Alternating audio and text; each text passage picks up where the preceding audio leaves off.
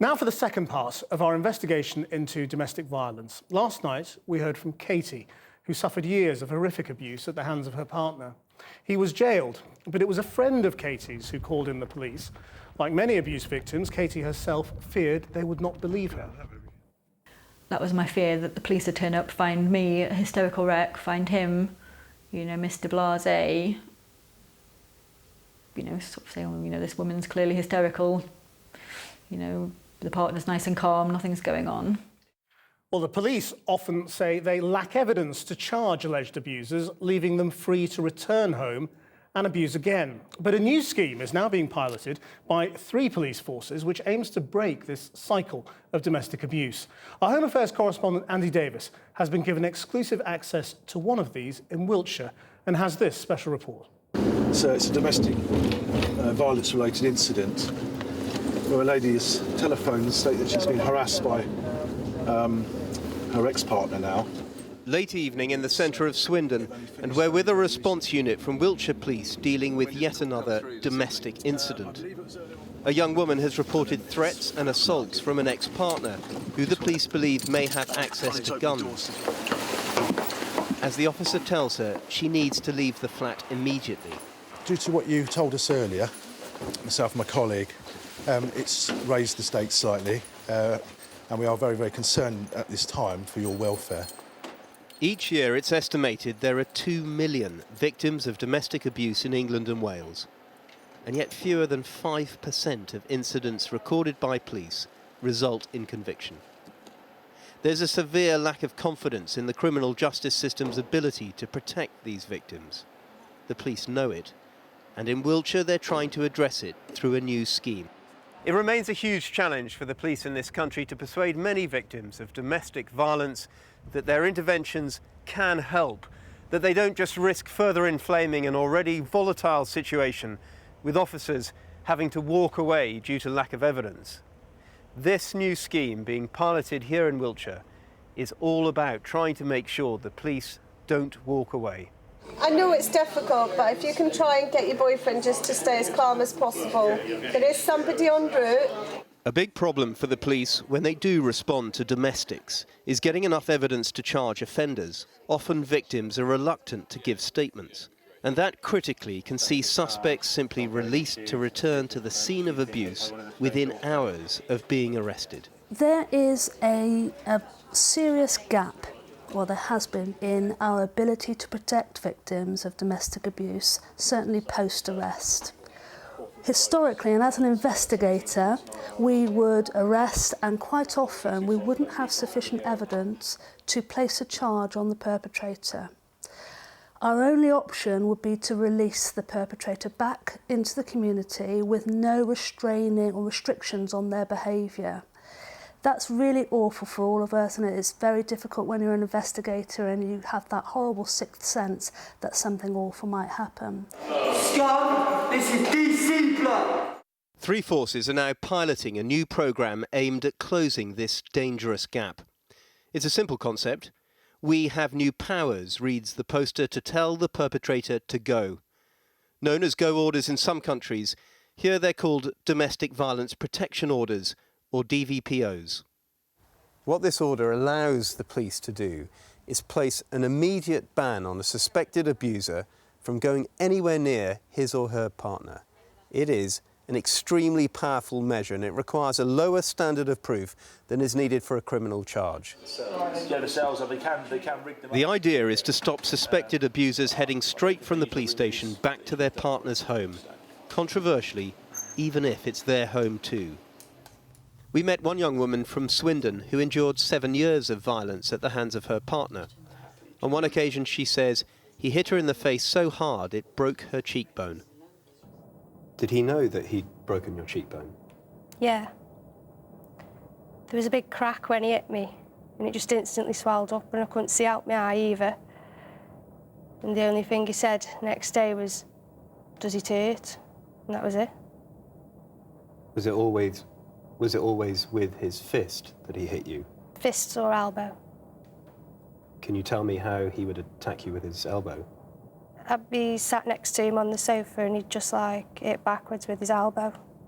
So basically you're sitting there and he'd hit back with his elbow like that, straight into your face? Yeah. Without any warning? Yeah. Last year, after yet another assault, she went to the police. He was cautioned. He was also served with a DVPO banning him from the couple's home for 14 days.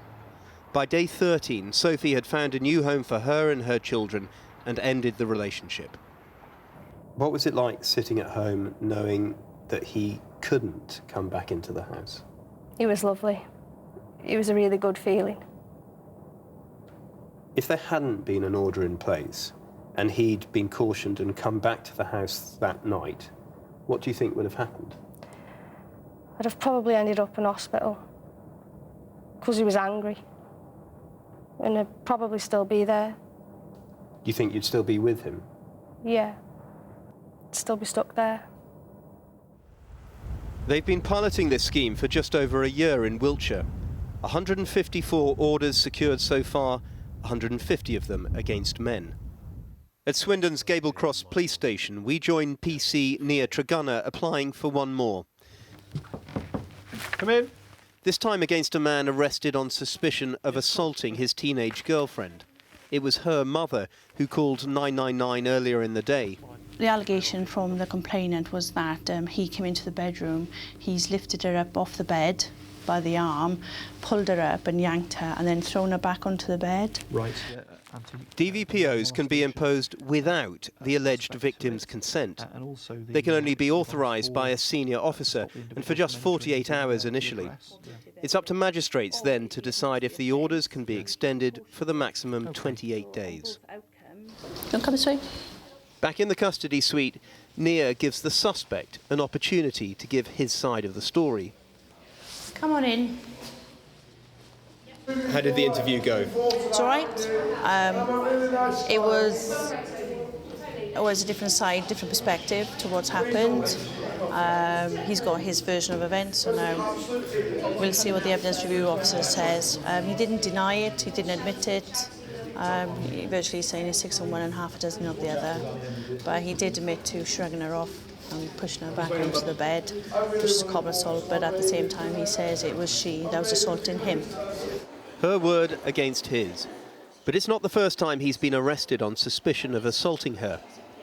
Crucially, these are civil, not criminal orders, and can therefore, as in this case, be secured on the balance of probabilities that there's been violence. If you breach the order, the onus is on you not to breach it, not on her, it's on you. And if you breach it, you are liable to arrest and he will come back.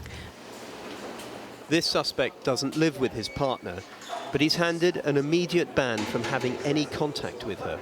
If he breaches it, he could face a prison sentence of up to 6 months. Yeah, I'm just giving you a call in relation to the incident last night. But from the following morning, a detective from the domestic abuse unit calls the man's girlfriend. Have you had any contact with him since he's been released from custody? The teenager is referred to a domestic violence advisor. Then, the next day, her partner, whilst not charged with any offence, has his banning order extended to 14 days by magistrates. It's efficient, but is it all a little too easy for the police to impose these exacting sanctions on the basis often of just allegations? You would concede it's a very draconian measure. Well, I wouldn't. I think that... What, removing someone immediately from their home, away from their children, based on allegations and not proven criminal evidence? I would say that I would put trust in the attending officer who's actually gone and they've spoken to the victim, they've seen the circumstances, they've seen the injuries, the damage to the house, the traumatised children. For them to make that application, I put my trust in their professional judgment that they think that that to actually remove the perpetrator is the right course of action. Every year in Wiltshire alone, they deal with 7,000 domestic disputes. With this scheme, they're trying to send out a message to those being abused. The police can protect you. But for a criminal justice system which has failed so often in the past to protect victims of domestic violence, they have some convincing to do. As does the government, which has yet to explain how, if this scheme is rolled out nationally, it will fund the inevitable extra counselling services needed once the police have gone. Andy Davis, and you can see last night's interview with Katie on our website, where you'll also find links that can help victims of domestic violence.